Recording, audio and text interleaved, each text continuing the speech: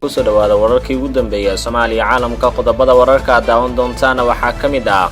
gurmad laga diray Muqdisho oo xalay gaaray Dhuusamareeb kuna biiray dagaalkii Al-Sunna iyo dawladda xogta dagaalka iyo saansaan kale oo maanta ka jirta Dhuusamareeb colaadda dawladda federaalka iyo Al-Sunna waji kale ay markan yeelatay Kenya oo ka hadashay eedeynta Soomaaliya iyo ciidamada isku haya balad xaabo iyo arin cabsi leh oo soo food saartay qoysaska Al-Shabaab oo ka baxay agagaarka Dhuusamareeb waxaa kaloo daawan doontaan WHO oo ka digay in coronavirus uu ku faafo dunida oo dhan qodobadaasi qodobo kale ayaa daawan doontaan fadlan subscribe saar ku dhufo gambaleelka si aad u noqoto daawadaha koowaad halkan markaynu wararkeena ka baahino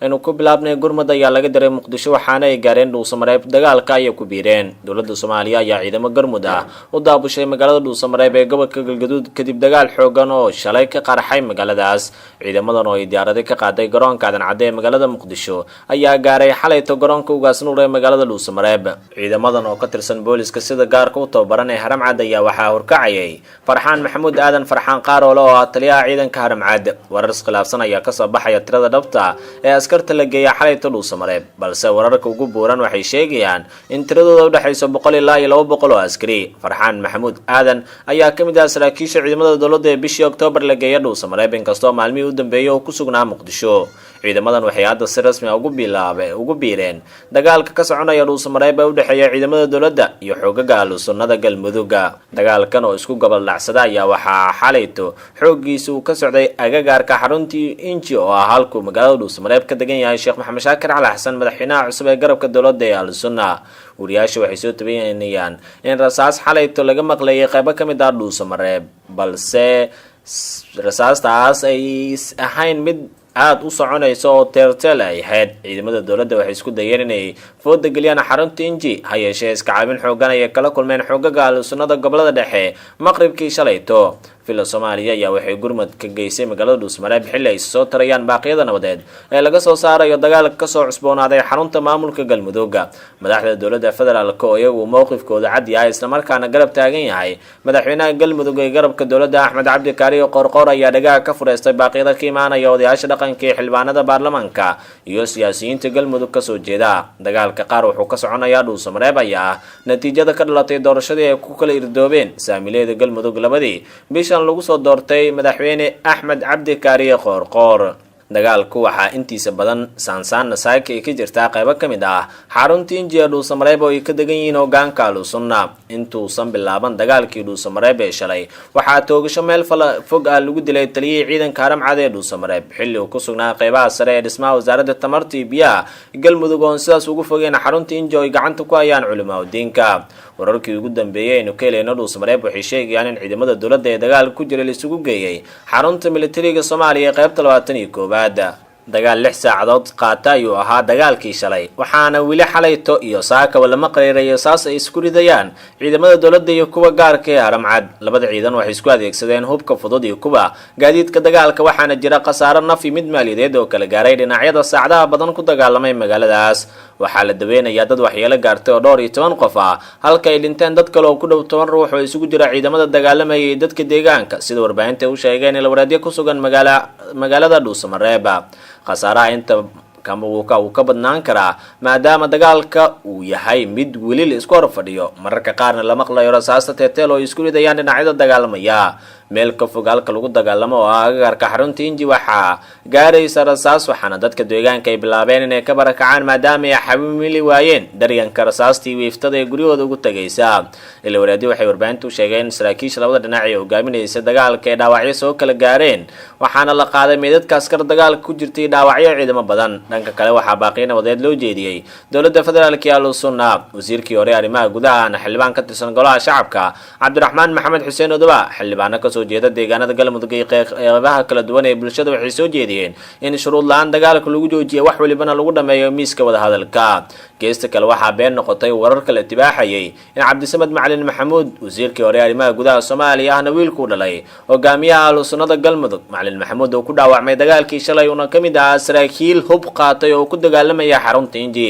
wararkaas ayaa noqday been abuur sida muuqatana waxaan dagaalkan aan ka qayb galeyn ciidamada militariga oo badankooda ah kuwa ka soo baxay Al-Sunna lana qarameeyay ciidamadan waa ay diideen labada garab mid inay u saftaan waxaana hogaaminaya Generaal Mas'uud oo si cad u sheegay madaxweyne madaxweyne axmed cabdi kaariyo qoorqoor inuusan doonayn in uu laba garab u kala dagaalamo.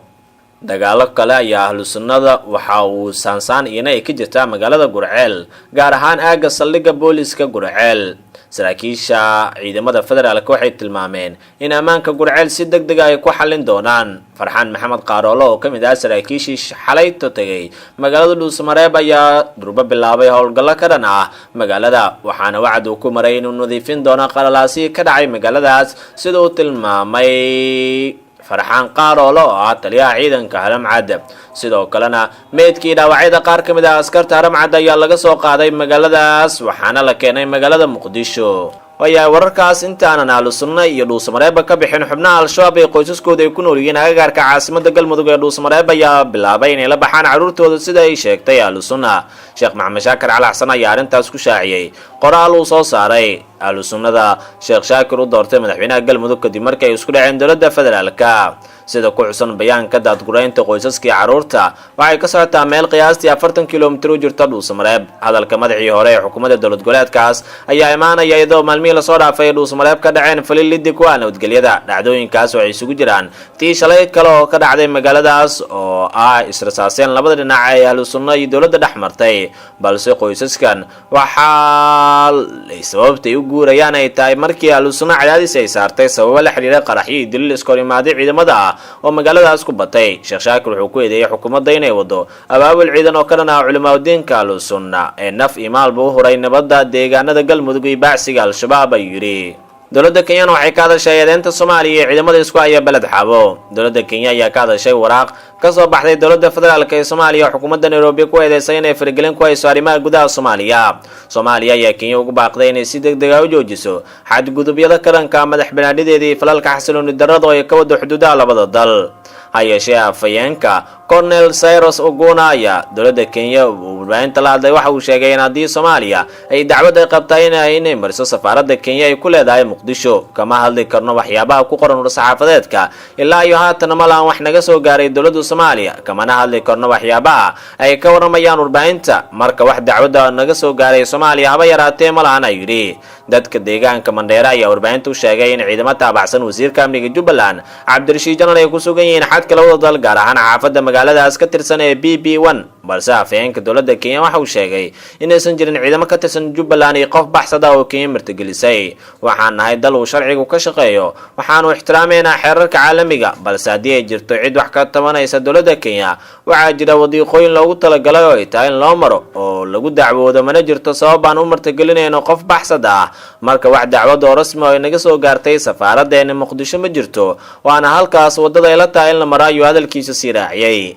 xadka magaalooyinka Mandheera iyo balad xabo ayaa lagu soo waramayaa in ciidamo kala taabacsan dowladda federaalka iyo kuwa Jubbaland ay isku horfadhiyaan, waxaana taasi ay keentay in shacab badan ay ka qaxaan dhanka xadka.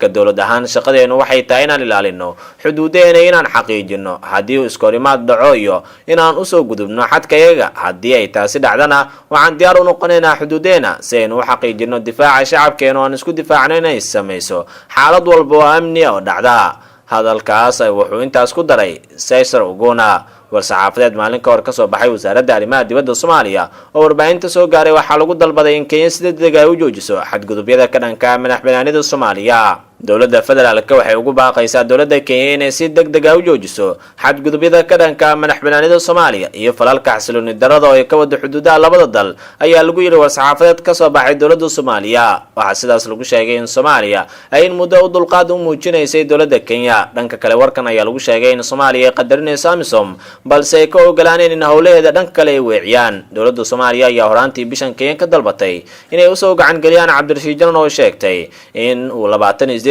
January ka soo baxsaday xabsi lagu hayay tan iyo bishii Agoosto ee sanadkii hore. ugu dambeyntiina ururka caafimaadka adduunka ee WHO ayaa ka digay in cudurka coronavirus uu ku faafi karo caalamka oo dhan. digniinta WHO ayaa timid iyadoo sare u kacday cabsida faafitaanka ee cudurkan kadib markii 5 dal oo hor leh shaaca ka qaadeen inuu soo gaaray. faafitaanka waa uu sii ballaaranayaa, waxaa sidaas yidhi afayeenka WHO Christian Lindmeier oo shir jaraa'id ku qabtay Geneva. fursadda cudurkan uu ku gaari karo dalal badan haddiiba uusan gaarin dhammaan dalalka caalamka waa arrin inaad isha ku hayno. dalalka Nigeria, Estonia, Denmark, Netherlands iyo Lithuania ayaa shaaciyay in kiisas cudurka laga helay sida uu sheegay Landmeer. dhammaan dalalka ayuu sheegay inay xiriir safar ah la lahaayeen dalalka Talyaaniga oo cudurkaas uu si xoogan ugu faafayo. Talyaaniga waxaa cudurkan ugu dhintay 17 qof halka uu saameeyay 655 qof. Jeena ayaa waxay weerisay 327 kiis oo cudurka, taasoo tirada yareetan iyo 23 Janaayo, waxaana tirada guud ee cudurku ku dhacay ka dhigaysaa 78800 oo 2800 oo qof ay kamid ah ay ku dhinteen. 75% kiisaska ee cudurka la diiwaangeliyay ayaa meel ka baxsan China. dalalka Iran, Talyaaniga iyo Kuuriyada Koonfureed ayaa kuwa ugu daran ee cudurku saameeyay marka laga yimaado China. madaxa barnaamijka marxaladda degdega ee WHO Mark Ryan ayaa sheegay in faafitaanka cudurka Iran laga yaabo inay ka daraan sida la moodo. Iran waxaa cudurka ugu dhintay dadka ugu badan kadib China, waxaana ku dhintay 34 ka mid ah 788 kiis oo la wariyay. dhanka kale suuqyada saamiyada caalamka ayaa si xoogan hoos ugu dhacay, waxaana toddobaadkan uu noqday kii ugu xumaatan sanadii 2008 kadib markii xasaradii dhaqaale uu caalamku ka dhacay.